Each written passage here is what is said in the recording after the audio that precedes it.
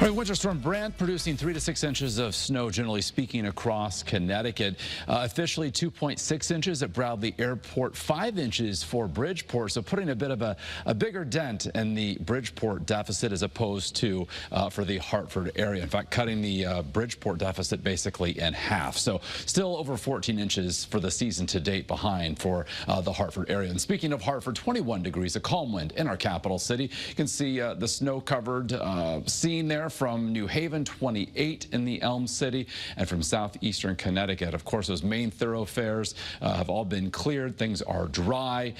20 degrees right now in New London, but it's those secondary residential roads, driveways, sidewalks that perhaps untreated or there was melting, with temperatures dropping already below freezing and will drop a few more degrees. Certainly expect some slick spots underfoot. Again, untreated surfaces as you start your Monday. Otherwise, region-wide, there are a couple of snow showers working across New York from west to east. Those stay to the north of us. We'll see a partly cloudy sky tonight, and that will prevent temperatures from dropping too much more from where they currently stand. Otherwise, for our Monday, looking for a good amount of sunshine. So partly cloudy overnight tonight.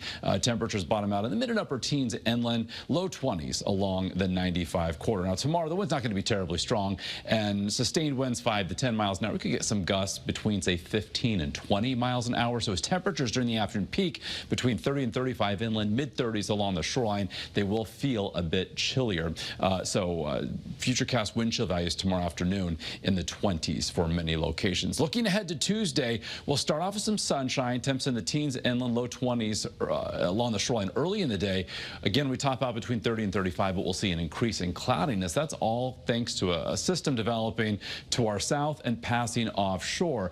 We're going to be on the cusp, the northern or northwestern extent or fringe of this precip shield, so it could come as far north perhaps as Long Island. Some of our other models bring it into southern New England, so the impact would be minimal and around the Wednesday morning commute, but it's really Thursday, an entirely different system that's prompting a first alert weather day for some snow in the pre-dawn hours that goes over to an icy mix. That will certainly have an impact on travel. So it starts, in fact, before midnight Wednesday and then goes into the day on Thursday. There's the mixing, and then even part of the shoreline or even farther inland could see that transition over to rain. Here's the model comparison. In fact, for Thursday morning, we've got that snow going over to a mix on the American model, that icy mix already taking place with rain becoming more likely along the shoreline on the European model. By noon, both of those scenarios showing that trend even farther north with those different precipitation types, and then basically winding down, done and over by the time we get to the evening commute. But certainly temperatures will be crucial at the surface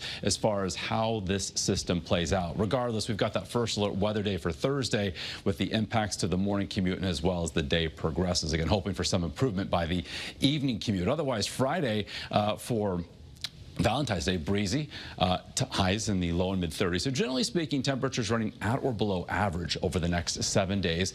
And then for the upcoming weekend, we've got another system that's going to bring the chance for a mixed bag of precip. Everything's on the table right now, from snow to just a chilly rain. But for now, Saturday, partly to mostly cloudy, but the drier of the 2 days and looking unsettled as this active weather pattern continues into Sunday. All right, thanks, Mark.